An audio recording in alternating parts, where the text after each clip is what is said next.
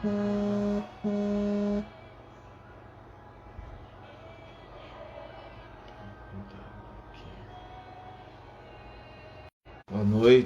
noite pessoal, tudo bem com vocês? Boa noite, vamos entrando aqui galera, daqui a pouco o pastor Daniel vai estar com a gente.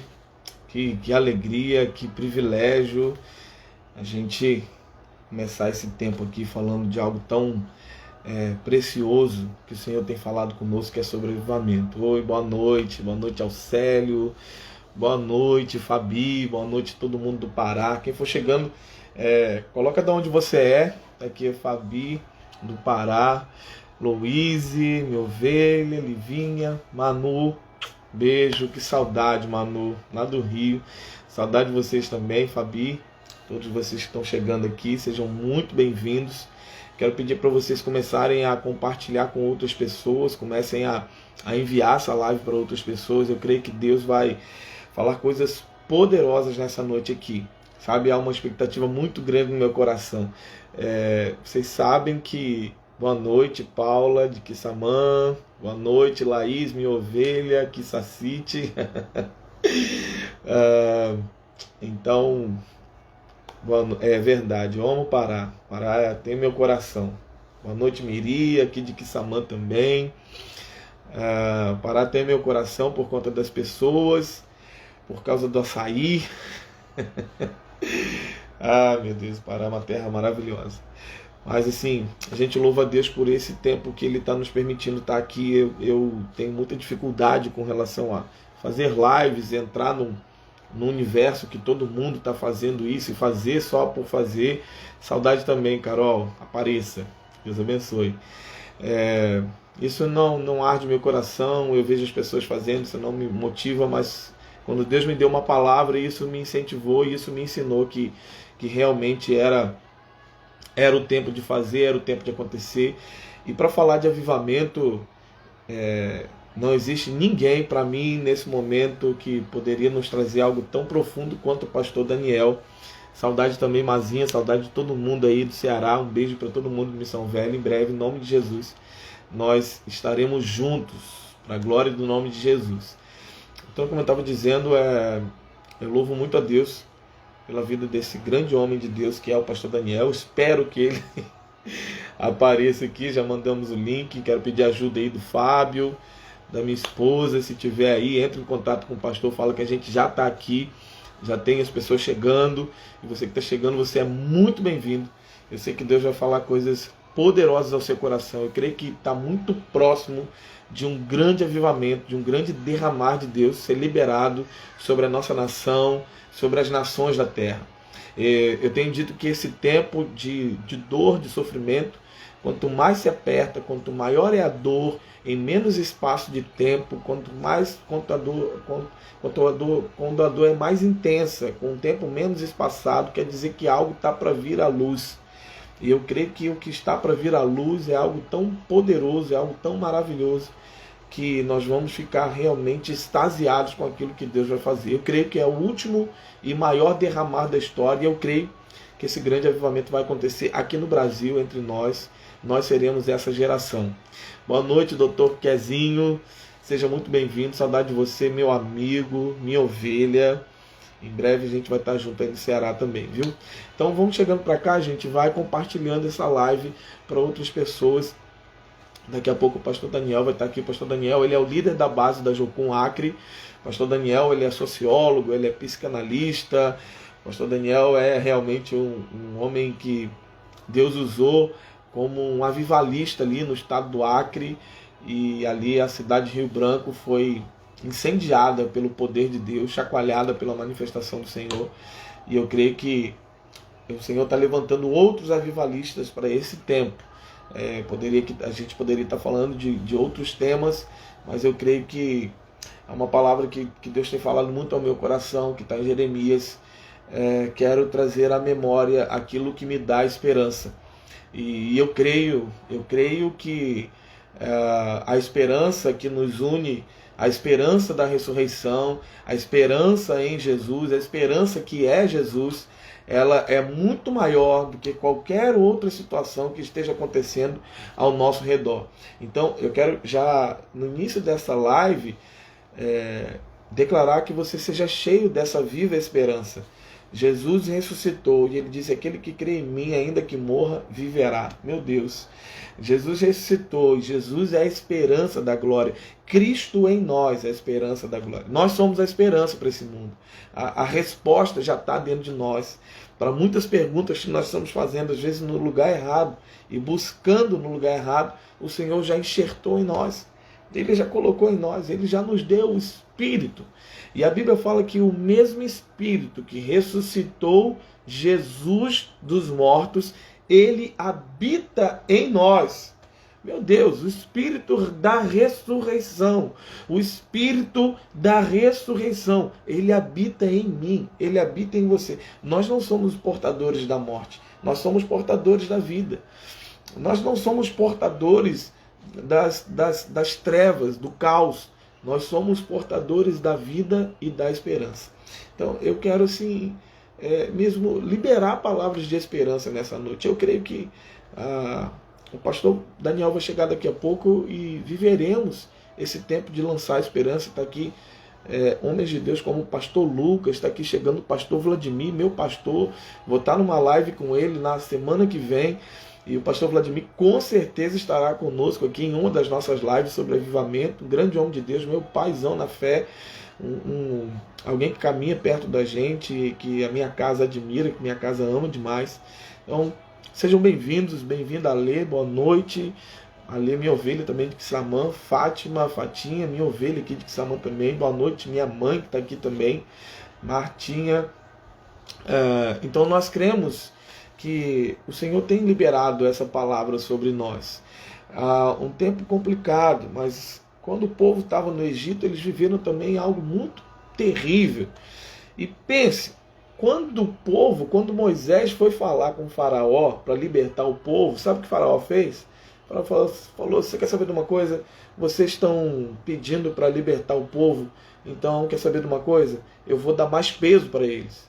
Eu vou dar mais trabalho para ele. Ou seja, houve um enfrentamento, houve um confronto entre a luz e as trevas, houve um confronto entre o reino de Deus e o reino das trevas. E quando aconteceu esse confronto, quando esse confronto foi declarado, quando um homem, quando o libertador se levantou, eu creio que ali as trevas também se posicionaram. E o faraó falou: quer saber de uma coisa? Vai ficar mais pesado, vai ficar mais difícil. E sabe, irmãos, a gente tem visto um tempo mais pesado, mais difícil, realmente. Nós temos orado por muitas famílias, nós temos ido a vários locais da nossa cidade e temos orado por muitas pessoas. Temos orado na frente dos hospitais, temos orado na frente das unidades básicas de saúde, temos orado na frente da prefeitura. Hoje mesmo, vários grupos da nossa igreja se espalharam e ao longo da semana toda os pastores, as igrejas da cidade estão mobilizadas numa agenda semanal de oração em pontos específicos e estratégicos da cidade. E eu creio, irmãos, que olha, eu ainda nunca vi, o pastor Vladimir está aqui, não sei se está aqui ainda, mas eu nunca vi um levantar tão imponente do povo de Deus como tem acontecido agora. Então eu creio mesmo que está próximo à libertação. Está próximo à libertação, está próximo a algo poderoso que Deus vai fazer. Está próximo. Você que está aqui, você vai viver algo extraordinário na sua vida e na sua casa, em nome de Jesus. Eu libero essa palavra sobre a sua vida, sobre a sua casa, sobre a sua família. Eu libero sobre você coragem para enfrentar. Libero sobre você coragem para declarar guerra contra Faraó. Coragem para permanecer naquilo que Deus tem. O Espírito que ressuscitou Jesus dos mortos, ele habita em nós. O mesmo Espírito que ressuscitou Jesus dos mortos habita em você. Se esse Espírito habita em você, por favor, não se negue a liberar a vida. Não negue liberar a graça. Não negue liberar o fogo do Senhor. Eu sei que Deus vai fazer algo tão poderoso que você vai ficar estarrecido com a glória que será liberada. Então, em nome de Jesus, Que essa palavra ela possa encher o seu coração nessa noite. Que essa palavra ela possa encher a sua casa nessa noite. Que a vida flua e flua de forma poderosa sobre a sua vida, sobre a sua casa nessa noite. Sabe? Que se levantem os avivalistas desse tempo. Se levantem os avivalistas dessa geração. Aqueles que não vão ter medo de Faraó. Aqueles que vão declarar um enfrentamento e não vão fugir quando o peso começar, quando a dor começar, quando a luta começar. Que se levantem aqueles que vão permanecer firmes no Senhor, sabendo que Ele vai trazer o escape, Ele vai trazer o livramento, em nome de Jesus. Amém? Eu estou aqui esperando, pessoal, o pastor Daniel Batistella, líder da Jocum Acre. Eu vou tentar convidar ele aqui, vou mandar para ele. O pastor Daniel, ele tem dificuldade com tecnologia, principalmente com o Instagram. Então, por favor, amigos, Camila, minha esposa, Fábio, me ajudem. Chamem lá o pastor Daniel, a turma está aqui, 50 pessoas aqui nessa live aguardando. Vamos multiplicar isso aí em nome de Jesus, sabe? Eu estava vendo uma live do pastor Daniel há poucos dias atrás, falando com toda a liderança da Jocum do Brasil. E eu fiquei estarrecido com a palavra que foi liberada. Sabe? Por muito tempo a gente não tem visto tantas palavras liberadas a respeito do que Deus vai fazer. Mila, beijo, querido. Saudade de você e de sua família. Deus abençoe vocês. Beijo para todo mundo aí em Campos. Não tem, faz tempo que eu não vejo uma mobilização. Sabe? Porque às vezes a gente olha só para a crise. E quando a gente fixa os olhos na crise, foca só na crise, a gente perde o ambiente que Deus está gerando para nós. E é verdade que tem a crise, ninguém nega a crise, ninguém nega o pavor que está gerando isso em muitas pessoas. Mas sabe de uma coisa? Essa crise está servindo para levantar intercessores. Essa crise está servindo para posicionar a igreja de Jesus. Não posicionar para brigar com ninguém, para sair no tapa, para reivindicar seus direitos, irmãos. Os nossos direitos, irmãos, eles já foram anulados. Sabe o que acontece? Hoje, nós estamos crucificados com Cristo. Nós morremos para nós mesmos. Então, o nosso direito é pregar o Evangelho a toda criatura. É o nosso dever pregar o Evangelho a toda criatura. Será nosso direito, e é nosso direito, nos assentar nos lugares celestiais com Cristo. Uma outra palavra que queimou no meu coração é quando Davi chega de uma batalha com os guerreiros. E eles, depois de uma batalha, chegaram ali ainda sujos de suor, de sangue, uma batalha pesada. E eles voltam para o acampamento deles, para a família deles. E quando eles chegam, o acampamento está queimado. Eles veem fumaça. Os filhos são levados, as esposas são levadas. Todo mundo é levado, a família é levada. E aqueles guerreiros, eles ficam desesperados, eles começam a chorar e a gritar. E a Bíblia fala que eles ficaram com tanta raiva de Davi, eles ficaram tão irados, que eles queriam matar Davi. Eles pensaram em matar Davi. Então Davi estava ali, aquele homem estava ali diante da morte. Depois de uma guerra, todos cansados, sobrecarregados, e agora perderam totalmente suas famílias. Perderam a esperança. E sabe uma coisa? No meio daquele caos, no meio daquele desespero, Davi teve uma postura. Davi falou: tragam-me o éfode de linho. Tragam-me o éfode de linho. O éfode de linho era usado pelos sacerdotes quando eles iam adorar a Deus, quando eles iam ministrar a Deus. No meio do caos, no meio do desespero, Davi disse: tragam o éfode. Porque as vozes ao meu redor só falam de morte. As vozes ao meu redor estão falando de morte até sobre a minha vida. Mas sabe de uma coisa? Eu conheço um lugar. Eu conheço um ambiente que me leva para longe dessas vozes. Eu conheço um ambiente que me leva para um lugar mais sublime. Eu conheço um ambiente que me tirou do cativeiro e da morte. Traga-me o éfode. Sabe o que nós precisamos, queridos? É pegar o nosso éfode de linho e ir para diante do Senhor. Porque esse lugar nos tira do ambiente de morte. Esse lugar nos leva para um ambiente de glória. Esse lugar nos leva para um ambiente de vida. Traga o meu éfode de linho. Todos os dias eu vou para diante do Senhor, eu falo, Senhor, eu estou tomando o meu éfode de linho. E eu estou indo para um ambiente diferente, sabe por quê? Porque todas as vozes estão falando em morte ao meu redor.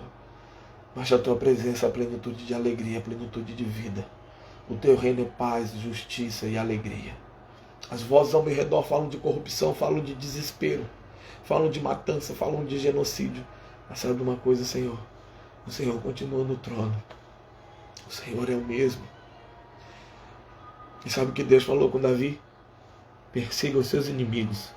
Você vai reconstruir a sua família. Persiga o seu inimigo. Você vai tomar de volta aquilo que foi perdido. Meu Deus, queridos, não dá para falar de avivamento sem falar do ambiente onde nós precisamos habitar. Porque o avivamento que virá nesses dias não será um movimento, não será um falar ou não falar em línguas. Pouco importa. Não será em como nós vamos nos comportar numa reunião. O avivamento nesse tempo será aquele que roubava, não rouba mais. O adúltero se tornou um homem íntegro. A prostituta se tornou uma mulher honesta. O avivamento virá com transformação, mudança total de vida, metanoia. O que Deus está fazendo conosco, queridos, é nos chamando para um outro lugar. Vamos sair do lugar do cativeiro da morte. Vamos sair do lugar onde as pessoas só falam em morte. Vamos para um lugar em Deus. E a Bíblia fala que aquele que habita no esconderijo do Altíssimo, aquele que habita no esconderijo do Altíssimo. Sabe, meu irmão, esconderijo é um lugar escondido. Esconderijo não é um lugar de simples e fácil acesso. Esconderijo do Altíssimo. Está liberado para você, mas você precisa acessá-lo. O esconderijo do Altíssimo está liberado para você, mas você precisa chegar nele. E não só passear no esconderijo do Altíssimo. Existe diferença entre o esconderijo do Altíssimo e o deserto. Sabe qual é a grande diferença? É que o deserto é lugar de você passar. E o esconderijo é lugar de você ficar. É o lugar de você habitar. O esconderijo não é um lugar de passagem. Tem muitas pessoas passando pelo esconderijo e não ficando. Quando você passa pelo esconderijo, você recebe algo para te suprir. Mas quando você habita no esconderijo, aonde você vai, você se torna um ambiente diferente para as pessoas. Chegou a hora da igreja aprender a habitar no esconderijo, não passar. Nós estamos sendo levados a um novo nível, a um nível de maturidade, a um nível de fé, acima daquilo que vivemos até agora. O Senhor está se revelando a nós e Ele está nos chamando, dizendo: vem, eu tenho um novo nível de fé para você. Eu tenho um novo nível para você viver. E aí sim, muitas pessoas já estão vivendo um avivamento pessoal. Já chegou a hora de viver um avivamento total na nossa sociedade. Você que já está experimentando o avivamento, você sabe muito bem o que Deus já começou a fazer na sua vida. Você sabe muito bem de onde Ele te tirou e onde Ele te colocou e o que você está vivendo hoje. Mas agora é hora de nos levantarmos para levar pessoas a viver isso também. Eu tenho orado, irmãos queridos, eu tenho orado para que o que Deus fizer aqui seja muito maior do que Ele fez no país de Gales. Seja maior do que aconteceu na Rua Azusa, em Toronto, agora nos anos 90. Seja muito maior no nosso meio, no nosso tempo. E sabe, no país de Gales, as pessoas eram tão impactadas pelo poder do Espírito Santo. As pessoas eram tão tocadas pelo poder do Espírito Santo, que elas abandonavam suas práticas pecaminosas, às vezes sem que ninguém dissesse absolutamente nada. Você está imaginando isso? Sabe? Eu quero te chamar para ver. E isso é fé, irmão. Isso é fé. Tem muita gente falando de fé, mas não está se movendo em fé. Porque a fé é a certeza daquilo que se espera. Se é algo que eu estou esperando é algo que não existe ainda. Realmente não existe ainda. Mas eu já estou vendo. O nível de fé te leva a ver aquilo que não está acontecendo ainda. Está todo mundo só vendo caos, todo mundo só vendo desespero, mas o meu nível de fé está me levando a ver o avivamento. Está todo mundo só vendo um cenário. Eu estou vendo um pós-cenário. Eu estou vendo um propósito em cima do propósito, porque evidentemente que há um propósito nisso que está acontecendo. É claro que há um propósito com isso que está acontecendo. Não é de graça, não é à toa, não tá custando sangue, está custando vida, mas tem um propósito em cima do propósito. Qual que é o propósito em cima do propósito? Avivamento.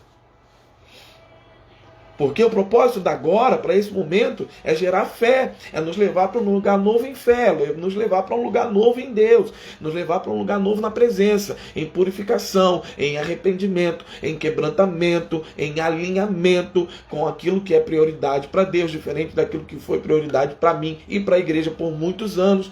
Por muitos anos, prioridade para a igreja era encher templo, era fazer número, era ter qualquer estratégia, qual é a melhor estratégia para encher a igreja.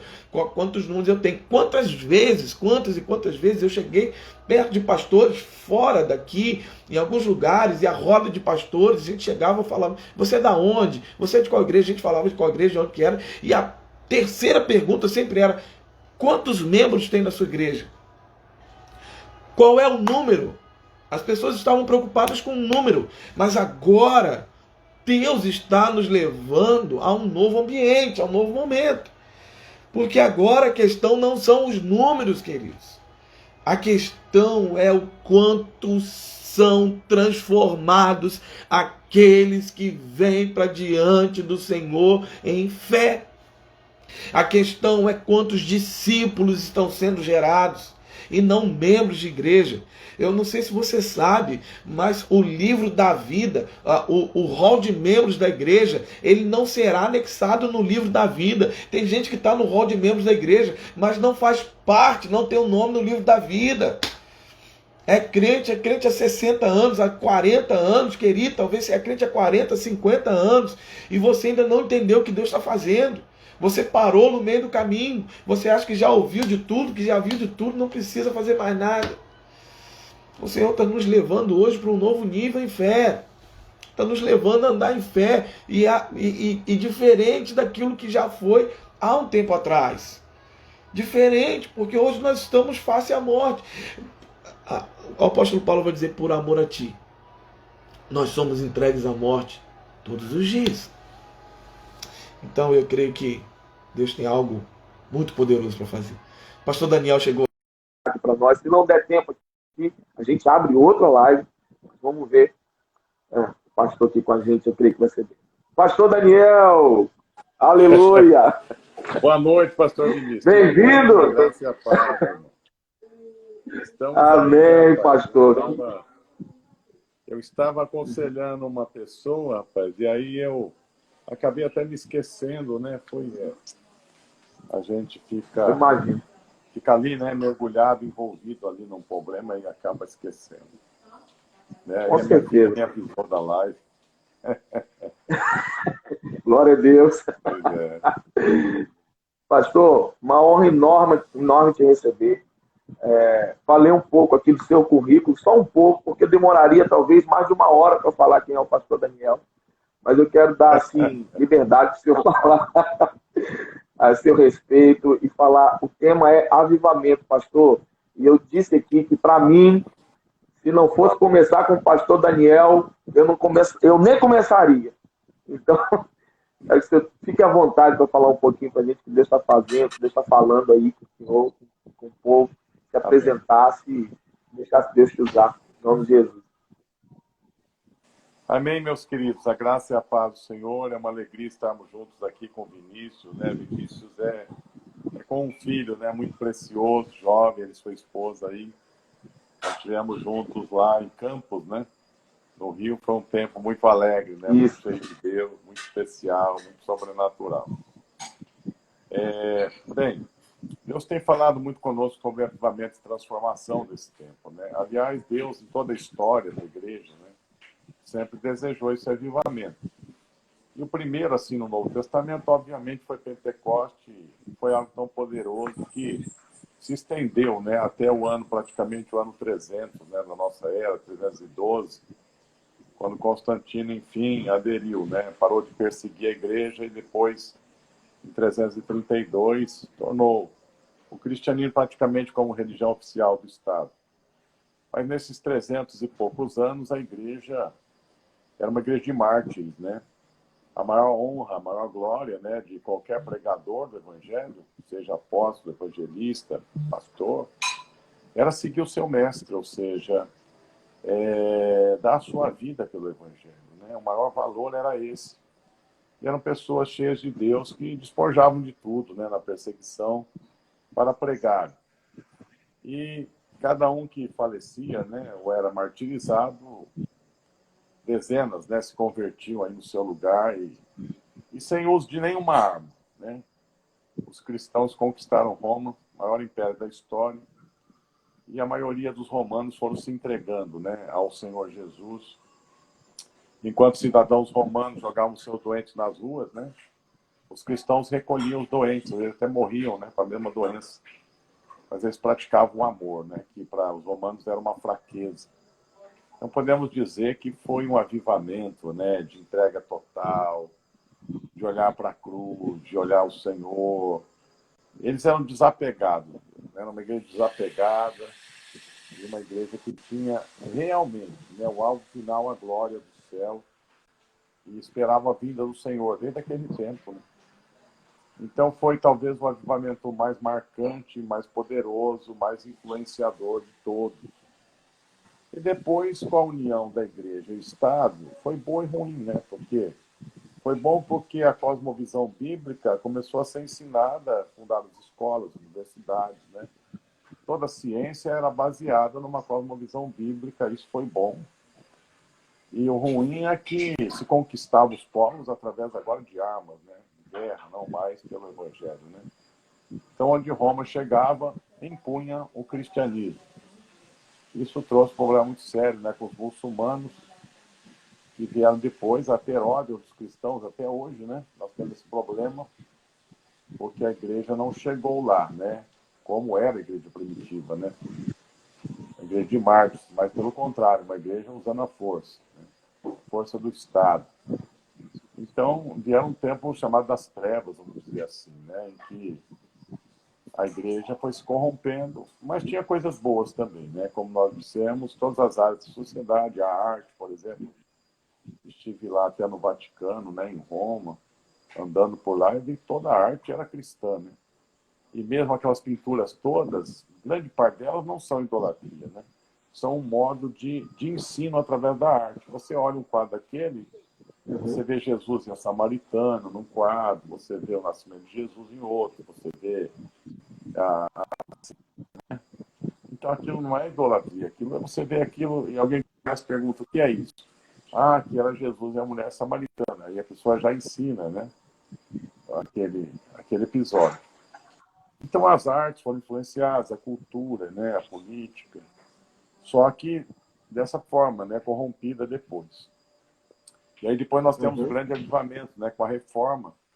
E a reforma veio para trazer de volta a essência do evangelho, a salvação pela fé, a salvação individual, né? Independente da igreja, da igreja instituição, né? E esse equipamento tão poderoso que nos atinge até hoje, né?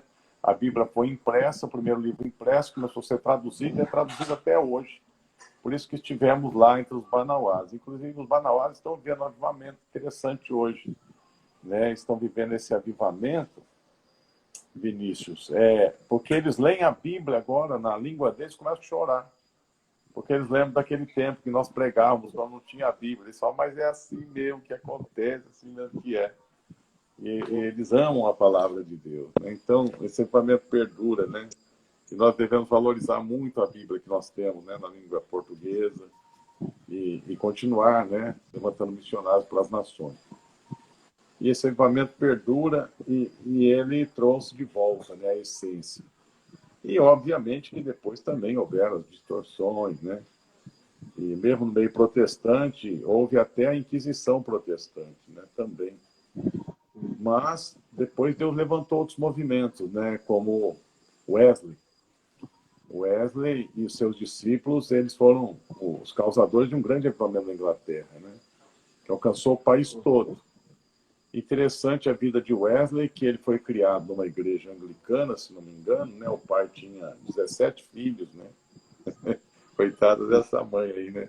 Uma mulher só. E a casa tinha 2 andares, né? E a casa pegou fogo. E aí, para salvar todos os filhos, correram, né? E sobrou um lá, no segundo piso. Era o Wesley, né? E o pai dobrou o joelho, não podia fazer mais nada, a casa em chamas, começou a orar, alguns homens foram lá, um subindo nas costas do outro, e resgataram, né, a criança Wesley, tiraram da janela. E como diz o autor do livro, né, Heróis da Fé, Orlando Boyer, né, diz que Wesley já era um tição tirado do fogo, né, já era profético. Mas ele foi discipulado numa igreja que não tinha conhecimento do poder, né, do Espírito. E ele criou o Clube dos Santos, né? Clube de jovens que buscava santidade e buscava estudar a Bíblia, né? Já lendo a Bíblia ali na sua língua, né, em inglês. E ele decidiu ser missionário, lendo a Bíblia. E falou, eu vou pregar o evangelho lá nas colônias americanas. Embarcou num navio com 27 anos, se não me engano. E numa tempestade, todo mundo ficou com medo de morrer, inclusive o Wesley. E ele questionava, se eu morrer, para onde eu vou? Se eu morrer hoje, para onde eu vou? Ele não tinha certeza da salvação.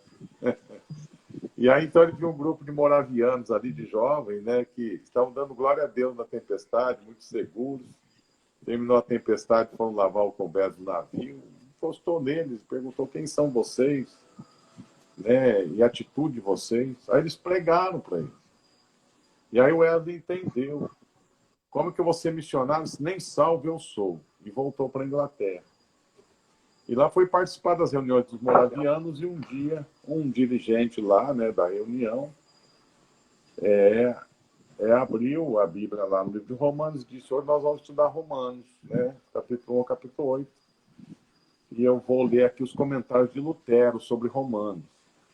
Enquanto ele lia os comentários de Lutero, disse que uma chama acendeu, né, no coração de Wesley. E aquela certeza da salvação veio, né? E aquela chama do Espírito ardeu. E ele começou a ser uma pessoa de intimidade com Deus, de oração, né? Às vezes Wesley passava 8 horas orando, né? Assim, nem viu o tempo passar. E começou um avivamento, né, na Inglaterra, e Wesley andava a cavalo mais de 6.000 quilômetros por ano pregando, né? E a Inglaterra toda foi se rendendo ao Senhor e escapou de uma revolução como a francesa, que foi tão sangrenta, né? E a maior parte dos ingleses foram se convertendo e Deus enviando missionários ingleses, né, pelas nações da terra. Então foi também um avivamento muito marcante, né, de envio de missionários, de adoração. Eles compuseram, né, ele e o irmão dele, o Charles, mais de 6.000 cânticos que nós cantamos até hoje, né? Wesley e seus discípulos. Tremendo, né? E outro marcante também, além de Charles Finney e Whitefield, né, foi o avivamento de Gales, que foi um avivamento de jovens, né? Um menino de 13 anos, Robert Evans, começou a ler a Bíblia e entender que o avivamento era para hoje e que a chave era a oração. E ele começou a orar 3 horas por dia pedindo avivamento, né? E sem falhar.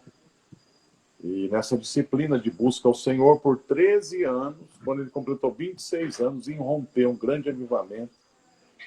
E esse avivamento tomou Gales, né? E é interessante desse avivamento que, como nos Manaus aconteceu, as pessoas perdem a vontade de pecar. As pessoas iam no bar, não conseguiam beber, iam no prostíbulo, não conseguiam se prostituir, voltavam para casa chorando, iam para as igrejas. Né? E era tão fácil de converter, chegavam nas igrejas já chorando já, né? Então você vê, o mundo espiritual estava aberto, o céu aberto, né? Por causa das orações, os demônios foram afastados e as pessoas não tinham mais vontade de pecar, porque eu tenho certeza que o que incita as pessoas ao pecado é a ação demoníaca. E existem muitos demônios operando onde tem pouca oração. Onde tem muita oração dirigida pelo Espírito, eles não têm o que fazer. Eles se afastam, porque o local começa a receber influência do Espírito Santo. E as pessoas perdem a vontade de pecar. Incrível isso, né? Então esse avivamento foi marcante, foi um avivamento que durou 1 ano, mas Robert, ele pregava tanto, 3, 4 vezes por dia, que ele entrou no estresse. Depois de um ano, né? O avivamento dependia muito dele da sua irmã e dos outros jovens. E ele entrou no estresse, ele quase morreu. Então, o casal o recolheu, né, para que ele fugisse do estresse. Esse casal até escreveu um livro chamado A Guerra contra os Santos. É um livro famoso de guerra espiritual. Só que eles cometeram um erro, né? Eles disseram para ele não sair mais para pregar, só escrever livros. E a força do avivamento era a mensagem pregada, era o púlpito, era a praça, era ele mesmo transmitindo oralmente, né? E aí isso foi um laço e o avivamento parou. Só que ele influenciou outras nações. E lá, já no final do século XIX, né, um pastor americano em Houston, sob a influência do avivamento de Gales, começou a estudar o livro de Atos. E lá, então, ele viu que o livro de Atos era para ser vivido hoje. Tudo que aconteceu em Atos teria que acontecer hoje. E ele entendeu que a oração era a chave. Começou a juntar os discípulos para orarem. E ali as pessoas começaram a falar em línguas, né? Novamente na história, que isso era uma coisa que não acontecia mais. Profecias, línguas, visões, revelações. E aquele movimento sendo... E um negro, né, ficou interessado, o William Seymour, só aquela reunião de brancos, ele tinha que ficar no corredor. Então ele mesmo não recebeu, né? Ele só via todo mundo lá sendo cheio do Espírito Santo, mas ele não podia nem entrar, nem para impor as mãos dele, porque ele era negro, né? Que coisa, né? E eles não tinham esse entendimento, né? Eles eram racistas e cheios do Espírito Santo. Incrível isso, né? Como Deus dá um desconto, né? Não tinham revelação. Mas Seymour era humilde. E ele era dessas igrejas Holiness, né, que é metodista tradicional, que acreditava que a maior evidência do santo é a santidade. Realmente é uma das grandes evidências, mas não é a única, né? E eles não aceitavam as evidências dos poderes, né, do poder dos dons carismáticos. Diziam que era só para o tempo dos apóstolos, né? Então Seymour viu aquele movimento e, sedento daquilo, começou a ensinar sobre isso. E foi convidado, né, para pregar numa igreja Holiness em Los Angeles. E chegando lá, ele começou a pregar na igreja sobre isso, né, sobre o batismo com o Espírito Santo. E né, ele foi expulso, né, da reunião. Ele não tinha dinheiro para voltar para casa. E um casal que ouviu a palavra creu o levou para casa e disse: você vai ensinar na nossa casa. E por lá ele disse: olha, eu mesmo não recebi, mas tem uma irmã lá em Houston que ela recebeu, vamos trazê-la. E aí pagaram a passagem dela e ela chegou lá. E na primeira noite que ela foi ministrar, ela já cheia da unção do Espírito, começou a ministrar e o casal que estava na frente da obra já caiu no chão. Seymour caiu no chão, começaram a falar em línguas. E tinha ali várias pessoas naquela sala, mais de 30 pessoas, né, começaram a ser cheias do Espírito. E tinha uma jovem no canto da sala que viria a ser depois a esposa de Seymour, uma jovem, e ela foi tomada pelo Espírito e começou a cantar em línguas, e tomada pelo Espírito saiu cruzando a sala e foi até o piano, e ela não sabia nem o que era dó, ré, mi, fá. E ela começou a tocar esplendidamente. E começou a compor cânticos, né, espirituais, que aquilo tomou a casa toda. E aquilo ficou pequeno, né? E aí alugaram, né, um local que era uma antiga igreja metodista, que tinha pegado fogo, e transformaram num depósito de uma construção, e ali ficavam cavalos, né, e tal. Alugaram, limparam o local, ainda chamuscado de fogo ali, o chão de piso de chão, e ali era na Rua Azusa, o endereço desse local. E lá, então, o movimento cresceu para valer. E os cultos começavam 10 da manhã, e até 2 da madrugada, não paravam, e não tinha liturgia. Seymour ficava com a cabeça dentro de uma caixa de sapato, não sei. Quando Deus mandava, ele não tinha coragem de ir no púlpito sem Deus mandar. E quando Deus falava, você vai abrir a sua boca, ele ia para o púlpito e pregava o que Deus mandava, e era gente sendo curada. Tinha gente que chegava sem pé e saía com pé, para você ter uma ideia. Olha aí. Né? Quem viveu Os conta. milagres Tem um livro, criativos. milagres espetaculares, e as pessoas sendo cheias do Espírito Santo. E vinham gente aí da alta sociedade, pessoas, né? Com aquelas roupas bonitas, e caiu naquele chão, aquele chão lá, né? Me fez lembrar aquela senhora que nos hospedou lá em Campos. Lembra, na chácara dela ali, na beira do Rio Paraíba? Uma senhora, Lembro, irmã Leia. irmã Leia, aí ela ia servir o jantar para a gente, aí os profetas oravam por ela, o Eló e o Paulo. Ela caía num chão e ficava jogada. E a gente ficava jantando numa rua, ela ficava lá, jogada. A empregada vinha servir e caía também, ficava lá. Ah, quem vai servir a gente agora, né?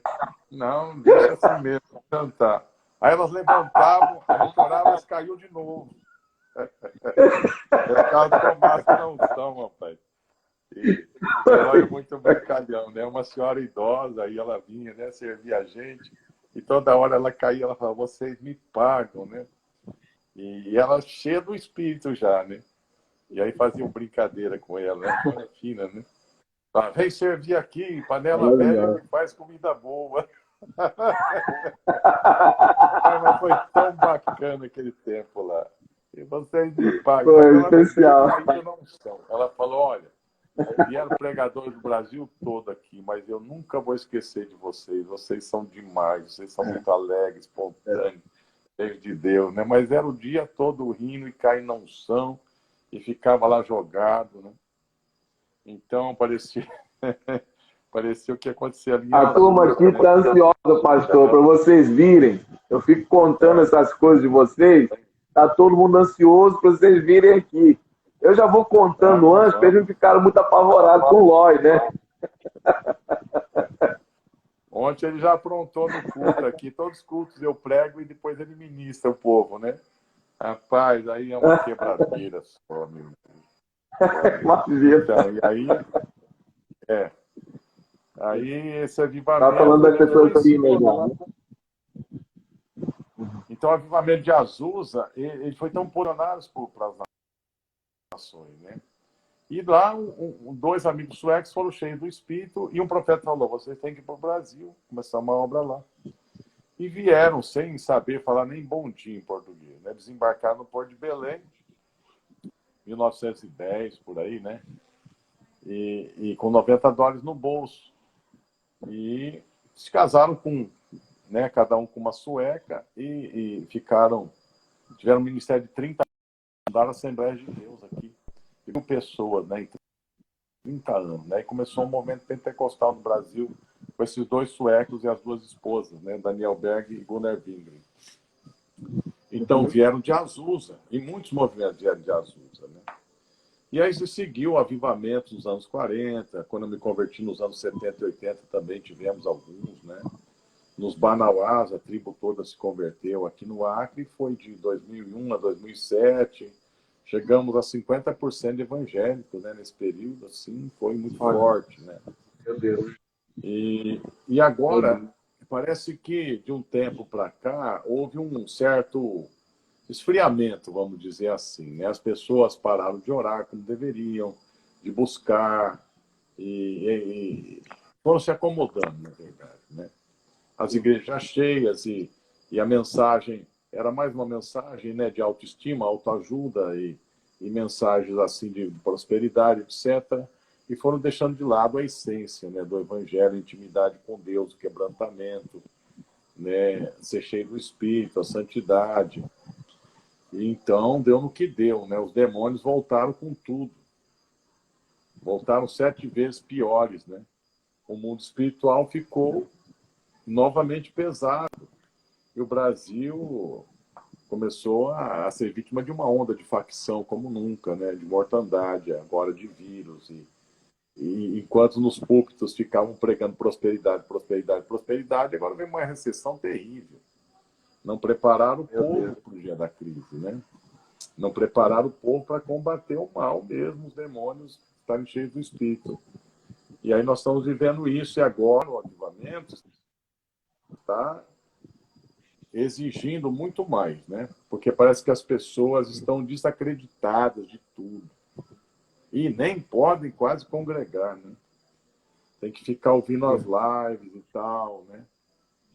Mas eu acredito, e Deus já tem falado, que o avivamento agora será 10 vezes mais que Azusa, ele falou. 10 vezes Meu mais que Deus. Azusa. Meu Então será Deus. algo espetacular. Enquanto algumas vozes Aleluia. dizem, não, agora o mundo vai ser tomado pelo anticristo, não sei o quê. Ora, a Bíblia diz que o mistério da iniquidade já opera, né? O ministério da iniquidade, mas há um que o detém, que é o povo de Deus. Enquanto o povo de Deus estiver no mundo fiel, esse mistério da iniquidade não prevalecerá. Mas é sempre uma Aleluia. luta ferrenha. Então eu estou esperando, eu estou lutando, eu estou mergulhando nisso desde setembro. E sabe que eu fiquei na minha casinha de oração ali de madrugada, desde setembro até janeiro, Deus pediu. E eu passei 4 meses chorando. Onde eu ia, eu chorava, pregava, eu chorava. Eu estava dando aula, eu chorava, trabalhando, chorando. Minha mulher pensava que eu estava em depressão, né? Que eu estava tendo um colapso, mas não era o coração de Deus, né? Aquelas revelações do amor de Deus, da cruz e tudo. Então aquilo ali, Deus falou, é assim que será.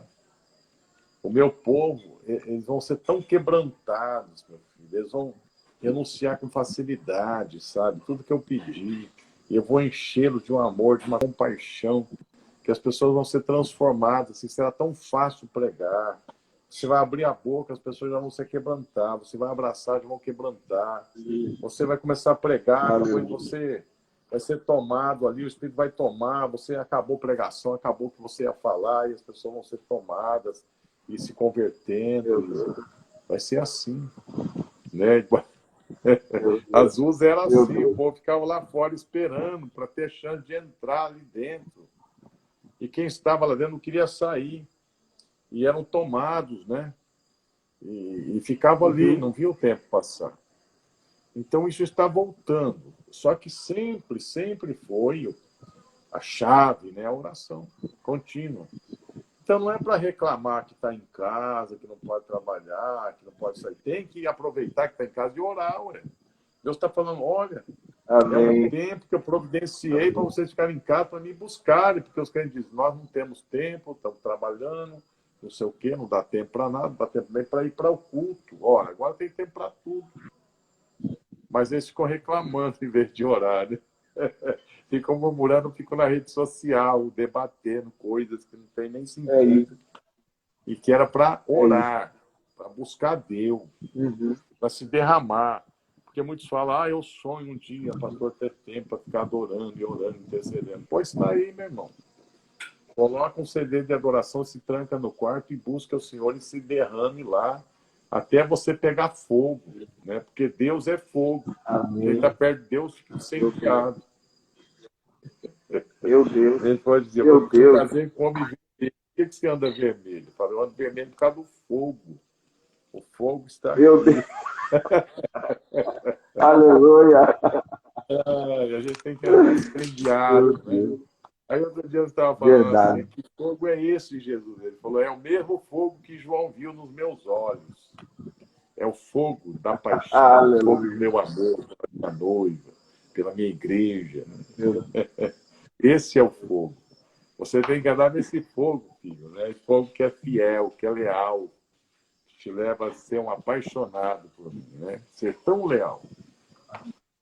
Então nós estamos buscando e buscando e buscando isso, sabe? É maravilhoso. Então, Vinícius, essa é a mensagem desses dias, sabe? É avivamento e transformação. Não é só a pessoa ter aquelas experiências extraordinárias e não mudar nada. Experiências extraordinárias acompanhando a pessoa para mudar tudo ao redor, a vida, a família, o que está ao redor, a própria sociedade. Né? O Brasil precisa disso, né, hoje, né? De derramar, porque eles estão achando que político vai resolver, que políticos são os últimos para resolver qualquer coisa. Os primeiros que sempre resolveram foram os cristãos verdadeiros, que viveram o Evangelho em qualquer área da vida e ali influenciaram e ali construíram, né? na história, grandes movimentos que trouxeram, né, verdadeira transformação para as nações. Né? As nações mais prósperas do mundo, das 10, 9 são cristãs, tem berço cristão, né, por causa da visão bíblica, né, aos princípios bíblicos que transformam as pessoas e a sociedade e tudo mais. Então, vamos voltar à essência, meus irmãos, voltar à essência. Voltar à essência é voltar à simplicidade de buscar a Deus de todo o coração, mergulhar na palavra, mergulhar no Espírito, mergulhar na oração, mergulhar na adoração. E aí o Senhor vai fluir, né? E nós vamos experimentar, né, novamente esse tempo tão maravilhoso. E Deus permitindo, nós estaremos juntos aí, Vinícius, né? Vamos levar aí o Zou, né? Pelo menos o zoológico tem que aqui. O Paulo, né? O Lói. Eu, Paulo, Lói. Oh, meu Deus. É um Marcelo. E vamos ver quem Deus vai Pastor, permitir que vá. Será uma bênção. Eu fiquei muito impactado. Sim. Amém. Eu fiquei muito impactado com a sua palavra naquela live lá com o Dino, com os líderes da Zocum. O senhor tocou a respeito do que Deus chamou, né, desde setembro. Eu queria que o senhor falasse um pouquinho como foi aquela conversa com Deus, daquela moça lá do lar Esther. Que o senhor falasse um pouquinho, porque aquilo marcou muito meu coração. Tá bom. Eu vou falar mais 10 minutos que tem daqui a pouco, tem um compromisso aqui com a família, mas dá tempo, né? Então, quando eu comecei, quando Deus me chamou para a casinha, né, ele falou assim, eu vou rasgar meu coração para você, filho. Eu falei, amém. Mas eu já sabia, né, que quando Deus faz isso, a gente é inundado, né, por aquilo que está pesando no coração de Deus. E aí, então, eu comecei a ficar muito quebrantado com revelações da cruz, e um dia ele me falou assim, qual é a maior dor que existe? Eu disse, olha, Senhor, pelo que eu tenho visto, né, de tudo que eu acompanho nas pessoas, acho que a maior dor que existe é da rejeição, né, você ser rejeitado por alguém que você ama. Ele disse, essa é a segunda pior, mas tem uma pior que essa. E eu fiquei ali pensando, né? Aí Deus me disse, você se lembra da sua conversa com aquela menina da Casa Lar Esther? A Casa Lar Esther é uma casa que nós temos, um ministério, que ampara meninas que foram abusadas sexualmente, né? E elas são acolhidas internamente, e ali a nossa equipe ministra, né? Tudo, né? Para restaurar. Inclusive é junto, né? Com o Ministério Público, etc., que encaminha. E aí, então, essa menina, a história dela era que ela vivia num bar com o pai e a mãe faleceu. E com 9 anos de idade, o pai disse para ela, sua mãe faleceu, agora você vai ocupar o lugar da sua mãe. Ela não entendia o que era aquilo. E o pai a tomou como mulher e começou a usá-la, né, sexualmente, certo? Como uma mulher. Né? Inclusive, não só o pai abusava dela, mas também um primo e outra pessoa. E esse abuso foi dos 9 aos 12, 13 anos de idade, até que alguém denunciou. E ela foi tirada daquele bar e o pai foi preso. E ela foi encaminhada para a Casa Lar Esther. E ela chegou lá quase como um zumbi, né? Assim, muito retraída, muito tímida, quase nem falava. Depois ela foi se soltando, se libertando. E um dia, quando eu estava escrevendo meu livro, né, sobre abuso sexual e violência sexual a crianças e adolescentes, eu fui fazer uma entrevista, né, com as meninas lá. E elas sempre tiveram muita confiança na gente, né, o pastor. Eu expliquei para ela, né, eu vou fazer uma entrevista com você, tudo bem, tudo bem. Você tem algum constrangimento? Não. Então me conta a sua história. E ela contou. Aí eu perguntei para ela, qual foi a maior dor da sua vida? Ela parou, olhou para mim assim, ela disse, o senhor pensa que a maior dor da minha vida é que meu pai me abusou, né, por alguns anos, não é, pastor? Eu falei, obviamente, né? Eu nem posso imaginar um pai ficar abusando da filha, né? Ela disse, essa foi uma dor, pastor, mas não foi a pior. E ela parou assim, os olhos encheram de lágrimas, né? Ela falou, sabe qual é a pior dor? Ela falou, bem manso, né? Foi que meu pai foi preso e eu esperava, sabe, que ele viria me ver. Mas ele saiu da cadeia e ele sumiu. E sabe qual é a dor que eu sinto, pastor? É que eu queria tanto estar com ele, eu queria tanto que ele viesse me ver. E eu sei que ele não virá me ver. E eu amo tanto meu pai, mas eu não posso mais estar com ele. Isso dói demais. Meu Deus, olha, eu que fui ministrado, né? Porque eu não imaginava nunca que ela iria dizer isso, né? Aí Deus me lembrou e Deus disse assim, a maior dor é você ter que se separar pelas circunstâncias da pessoa que você mais ama. A maior dor, filho, fui eu ali na cruz. Porque eu não podia mais me aproximar do meu filho, porque ele tomou o pecado de vocês, ele se tornou imundo. E eu tive que me afastar da pessoa que eu mais amo, e essa foi a maior dor. Eu sendo Deus Todo-Poderoso, eu fiquei impotente. Eu não podia me aproximar, eu não podia tocar, eu não podia fazer nada por ele. Porque se eu fizesse, todos vocês iriam para o inferno. Eu tive que passar por isso. Essa é a maior dor. E hoje eu vejo muitos, sabe, se afastando de mim, se apostatando e colocando deuses no meu lugar. E se afastaram de mim.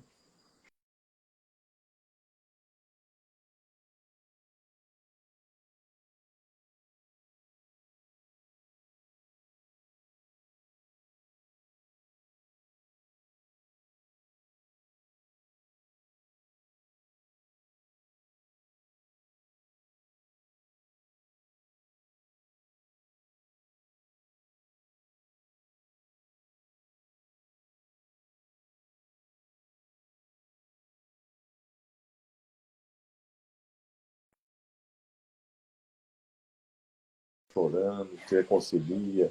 Gente que não queria mais saber do cônjuge, vai lá e pede perdão. E lindo, lindo, lindo, lindo. Então, a partir dessa experiência, eu tenho vivido isso, né? E é maravilhoso. Então, eu acredito que para cada um que busca o Senhor, né, Deus tem revelações assim no seu coração, né? E essas revelações impactam a gente e as pessoas. Então é isso, Vinícius, né? Isso é uma das experiências, né? E tem tantas aí. E vamos ver numa live, a gente chama o Eloy, né? Para trazer uma palavra, contar o testemunho dele muito forte, né? E vai ser uma bênção. Né? E com certeza Deus vai revelar para ele até quem está na live e até o que vai precisar ouvir, né? Deus tem usado muito ele assim. Olha, né? Forte demais, hein? Vamos marcar mais para frente, pastor. Esse foi o primeiro, mas eu quero marcar outro que seja o senhor junto com o Eloy.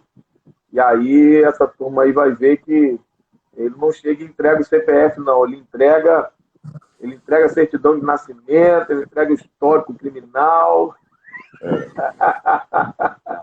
Pois é. Vai ser poderoso. É verdade.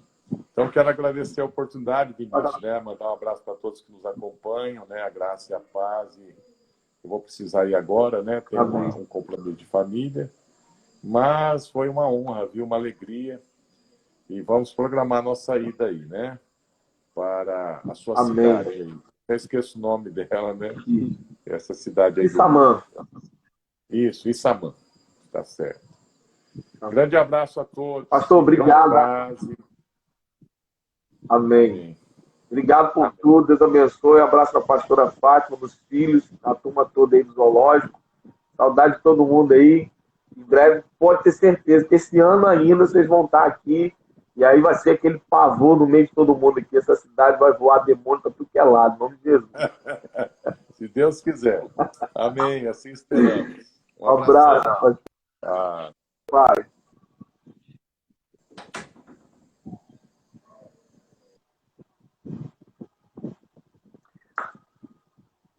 Queridos, obrigado por estar aqui com a gente.